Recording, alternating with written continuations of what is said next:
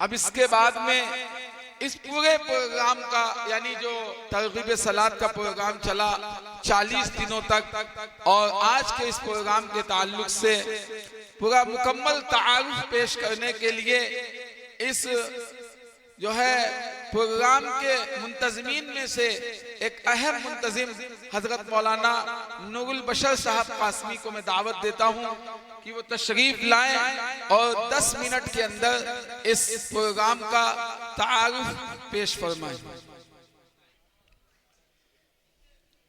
बिस्मिल्लाहिर्रहमानिर्रहीम। नहमदुहु व नुसल्ली अला रसूलिहिल करीम, अम्मा बाद। हज़रात उलमा इकराम, सरपरस्त आली मकाम,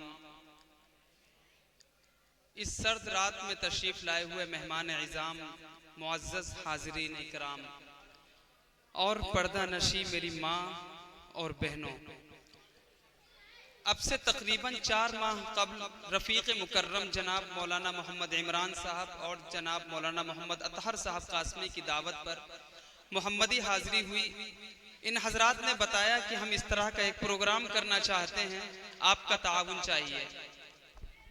अपनी जुमला मसरूफियात के बावजूद इस अजीम काम में मेरी भी शिरकत हो जाए तो बाइस कि हम इसलिए इन हजरात की दावत को बखुशी कबूल कर लिया और अपने वसाअत के मुताबिक जो मुमकिन हो सका वो ताउन किया। तो इस सिलसिले में अर्ज़ ये है कि सबसे पहले जनाब मौलाना मोहम्मद अतहर साहब की क़यामगाह पर इसकी पहली मीटिंग हम तीनों के दरमियान हुई, उसका खाका तैयार किया गया। तो इस सिलसिले में अर्ज़ ये है कि सबसे पहले मौलाना मोहम्मद अतहर साहब की क़यामगाह पर इसकी पहली मीटिंग हम तीनों के दरमियान हुई और इसका खाका तैयार किया गया। उसके बाद हज़रत मौलाना मुफ्ती अहसानुल्लाह साहब कासमी और हज़रत मौलाना हंज़ला इस्लाम साहब से मुलाकात करके इसकी दूसरी मीटिंग हुई। इसमें उन्हीं हज़रात की मौजूदगी में इसके हर पहलू पर गौर व फिक्र करने के बाद हज़रत मुफ्ती साहब ने इसका नाम तरगीब सलात तहरीर फरमाया। आखिर में हज़रत मौलाना इस्लामुल हक असद साहब मोहतमिम इदारा महमूदिया से मज़ीद जुज़वी तब्दीली के बाद एक मुस्तहकम निज़ाम तैयार किया गया और हज़रत वाला के मशवरे से ही मसाजिद का इंतखाब भी अमल में आया। फिर इन मसाजिद के अइम्मा मुअज़्ज़िनीन हज़रात को जामा मस्जिद में मदरू कर सभी के सामने इस प्रोग्राम का मुफस्सल निज़ाम पेश किया गया। सभी ने बेहद खुशी का इजहार किया और हर मुमकिन ताउन का वादा भी किया, जो अल्हम्दुलिल्लाह इन हज़रात ने पूरी ईमानदारी के साथ अंजाम भी दिया। मसाजिद के नाम कुछ इस तरह से हैं: जामा मस्जिद, रोज़ा वाली मस्जिद, मस्जिद कुरैशियान, तालाब वाली मस्जिद, रियासत वाली मस्जिद, मंडी वाली मस्जिद, मस्जिद अबरार यानी मदरसा हुसैनिया, मस्जिद महमूद, बरगद वाली मस्जिद, मस्जिद उमर, मस्जिद सिरात मुस्तकीम, रमज़ानी मस्जिद। फिर इन मसाजिद में तरगीबी प्रोग्राम मुनाकिद हुए जिनमें कस्बा मोहम्मदी के मुअक्कर उलमा इकराम ने खिताबात फरमाए और तकरीबन हर मस्जिद से बच्चों की कसीर तादाद हमें मिली। लेकिन किसी वजह से 3 मसाजिद इस प्रोग्राम में शरीक नहीं हो पाई, यानी आखिर तक सिर्फ 9 मसाजिदें बाकी रहीं। फिर हर मस्जिद में बच्चों को जमा करके नमाज के मुताल्लिक कुछ सवालात करके बच्चों का इंतखाब अमल में आया और इस तरह मुंतखब बच्चों की तादाद 60 हुई। इन बच्चों की नमाजों की हाजिरी का जिम्मा मसाजिद के इमाम मुअज्जिनीन में से किसी एक के हवाले किया गया था, जिन्होंने बहुस्न खूब इस अजीम काम को पूरी ईमानदारी के साथ अंजाम दिया। इसी तरह 10 अक्टूबर से 18 नवंबर तक मुकम्मल 40 दिनों तक इन बच्चों ने 5 वक्त नमाज बाजमात का एहतमाम किया। हमें खुशी हो रही है ये बताते हुए कि 40 दिनों का वक्त गुजरे हुए भी तकरीबन 1 महीना हो चुका है। अल्लाह के फजल व करम से ये बच्चे अभी भी पाबंदी के साथ नमाजें पढ़ रहे हैं, जिस तरह इन्होंने उन 40 दिनों में नमाजों की पाबंदी की थी। हकीकत यही है कि इस प्रोग्राम के मुनाकिद करने का मकसद भी यही था कि बच्चे पक्के नमाजी बने। जो ये इनामात इन बच्चों को दिए जाएंगे ये सिर्फ इन्हीं की हौसला अफजाई के लिए है। साथ ही हम मुबारकबाद पेश करते हैं उन बच्चों के वालिदैन को जिन्होंने अपने बच्चों को नमाज का आदी बनाने में हमारा भरपूर साथ दिया।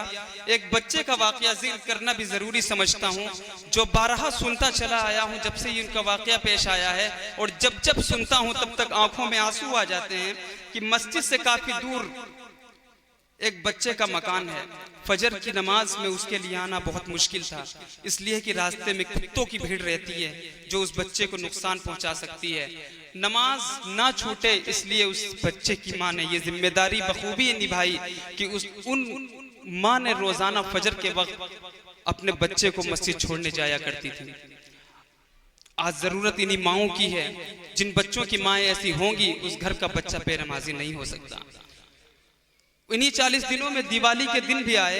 एक बच्चा अपनी मुतय्यना मस्जिद से बहुत दूर था, नमाज का वक्त हो चुका था, मगर रास्ते में इस कदर पटाखे फोड़े जा रहे थे कि उस बच्चे का अकेले अपनी मस्जिद में जाना मुमकिन नहीं था, क्योंकि हमारी ये शर्त थी कि हर बच्चे को अपनी मुतय्यना मस्जिद में ही बाजमात नमाज अदा करना है, वरना नमाज शुमार नहीं की जाएगी।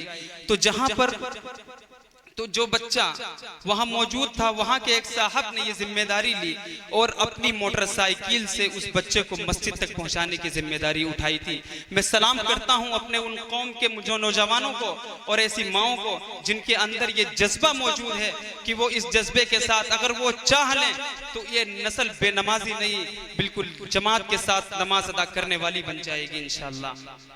आप इन दो वाक़यात से अंदाजा लगा सकते हैं कि हमने जिस मकसद के लिए प्रोग्राम का इरादा किया था उसमें कितनी कामयाबी मिली है, इसका फैसला आप खुद कर सकते हैं। और आखिर में हम शुक्रिया अदा करना चाहते हैं उन सभी हजरात का जिन्होंने किसी भी सूरत में हमारे इस प्रोग्राम का इख्तिताम तक पहुंचाने में हर किस्म का ताउन किया हो। अल्लाह ताला आप सबको अजर अजीम अता फरमाए और हमारे इन नो निहालों को हमेशा के लिए 5 वक्ता नमाजी बनाए। व आखिर दावाना अल्हम्दुलिल्लाहि रब्बिल आलमीन।